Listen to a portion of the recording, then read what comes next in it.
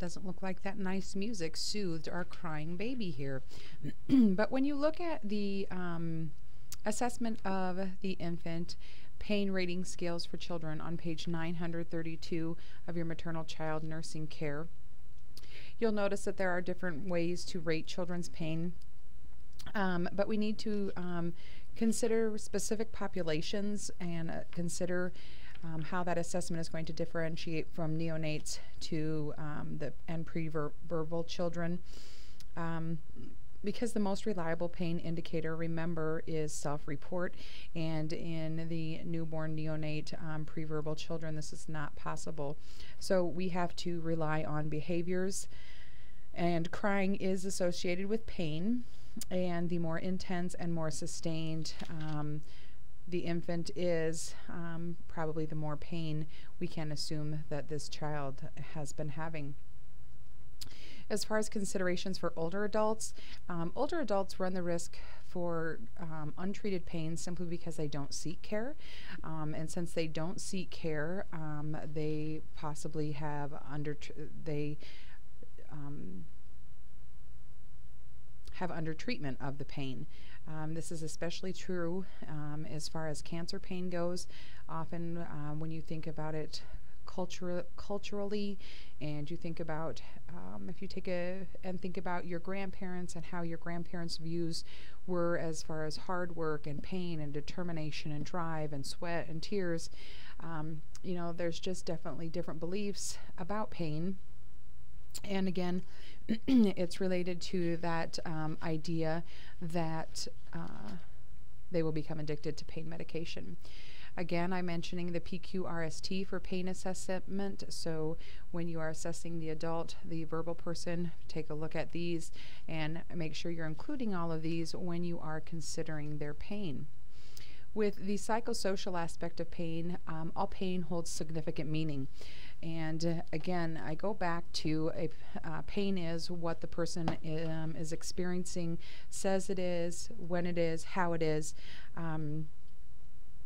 And so we need to treat all pain very conscientiously. We need to remain objective and advocate. We need to continue to work with our patients, assess the status of the family, assess those that have close relationships with the family, and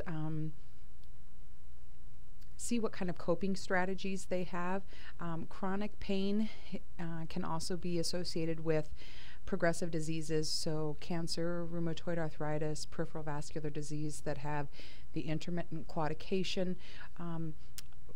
So when you're talking about pain, make sure that you utilize open-ended questions. Try to allow the patient to describe personal attitudes. And then as a patient-centered nurse, you need to respect your patient's preferences and what their functionality is going to be, or if they need to have assistance due to the severity of the pain. So please, please, please remember, always remain objective when you are assessing patients' pain.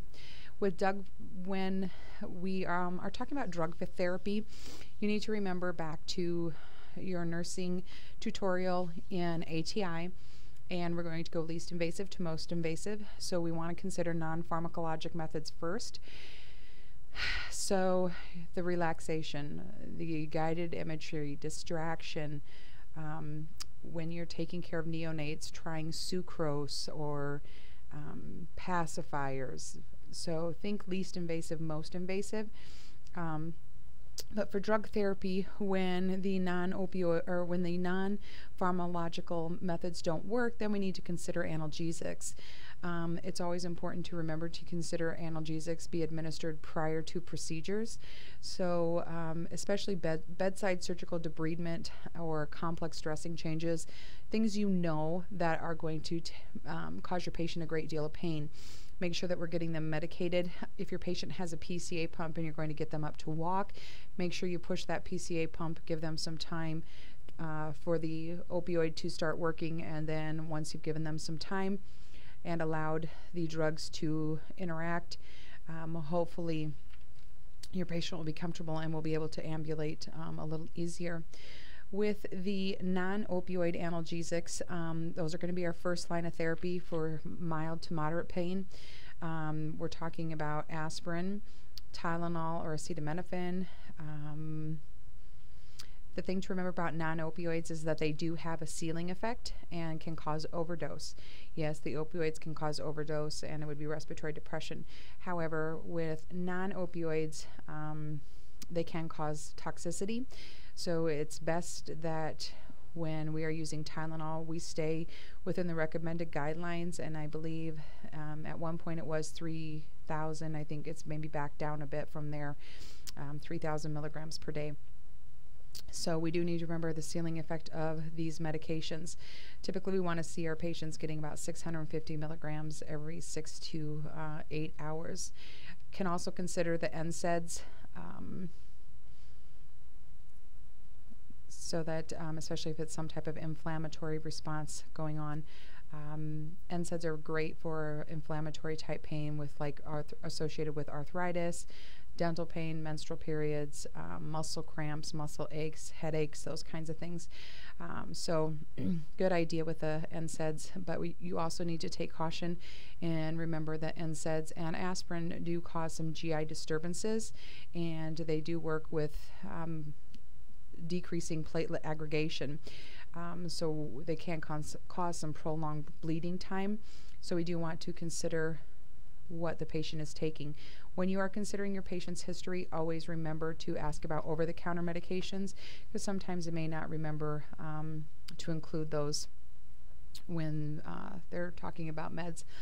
With opioid analgesics, they are our mainstay. They are the group of medications that work for severe pain.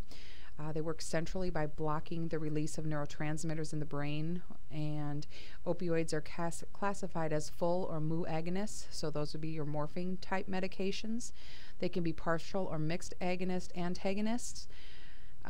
With the full agonists, those are going to bind to opioid pain receptors, and then that will help block that substance P and help decrease the pain sensations. Most opioids have similar effects for our patients, but you need to remember that they do cause the same results. However, each patient's going to tolerate those a little bit differently. We can administer morphine IV, PO, rectally, sub-Q, buccal, lots of different ways for administration of those opioids. There is no ceiling effect with the opioids, so you can continue to increase. That's why we use morphine for cancer patients, because if they're uncomfortable, we will continue to increase that dose until we have effectiveness. The term equa-analgesic refers to the dose and route of administration of one drug that produces about the same degree of analgesic that is given by another route. So when you're thinking about equa-analgesic, you need to consider how much IV pain medication they're getting, and then convert that over to oral. And then you can come up with an equal analgesic effect. Really, about 10 milligrams of morphine is a standard dose. So typically you will maybe see morphine 10 milligrams as a standard dose, and then we will increase from there. So other than morphine, hydrocodone is Lortab, Vicodin, and with those, they do have Tylenol with them. So the Tylenol end of that is going to be the one that we need to watch for nephrotoxicity. Otherwise, if you're just doing a plain flat-out opioid, such as oxycodone or long-acting morphine, or the Oxy-IR, which is an instant release. When you're looking at those, anything that ends in contin is going to be a long-acting medication, a long-acting morphine. And so when we're looking at those, we can continue to increase those as necessary. So you'll probably see the long-acting morphines with your cancer patients. Roxanol is a liquid form of morphine. With Roxanol, it is really a gold standard medication for acute as well as chronic pain. You may be seeing Roxanol given in an inhalant. And with that, we use those for like end-stage COPD, CHF, end-stage cancer patients. And so you can dilute it, and can be given many ways. So we can do it like with a PCA, we can do it IV push, intrathecal, epidural, rectally. So there's lots of different ways for that to be given. Hydromorphone is the same thing as Dilaudid, and that is a very, very potent, I think your book says 8 times more potent than morphine. It is available in short and long acting as well. We are seeing hydromorphone used more frequently for patients on IV PCAs. If you're going to administer it, as well as with any of the other opioids, make sure you administer them slowly, because if you don't, the side effect is vomiting, and makes your patient feel pretty cruddy if you really give it IV push. So those are a couple of other types. Fentanyl is another one that I would like to address. And with fentanyl or Sublimase, we use this for acute and chronic pain as well. We can use Duragesic patches, and those are patches that we put on day 1 and change every 3 days. It is used to give like a continuous amount of fentanyl over a long period of time. We can give fentanyl IV.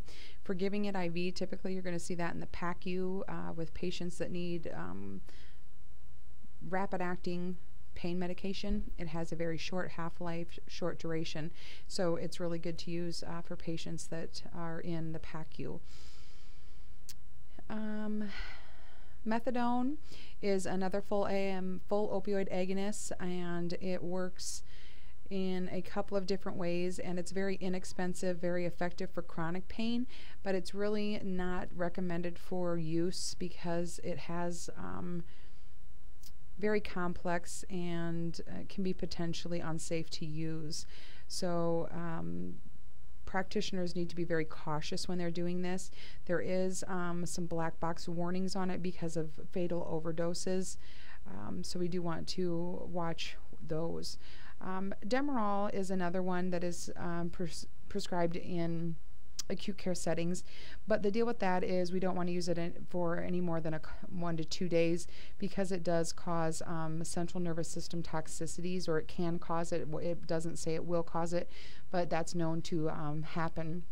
So you may see Demerol used in a PCA as well. It should not be given to all patients, especially our older adult population. So our younger, healthier people, it's not as hard on them. However, we do want to watch it in our elderly patients. It can be potentially fatal if utilized in patients that are on certain selective serotonin reuptake inhibitors, or the SSRIs, or tricyclic antidepressants, or the MAOIs. So we really want to be really cautious when we're using some Demerol. Side effects of the opioids.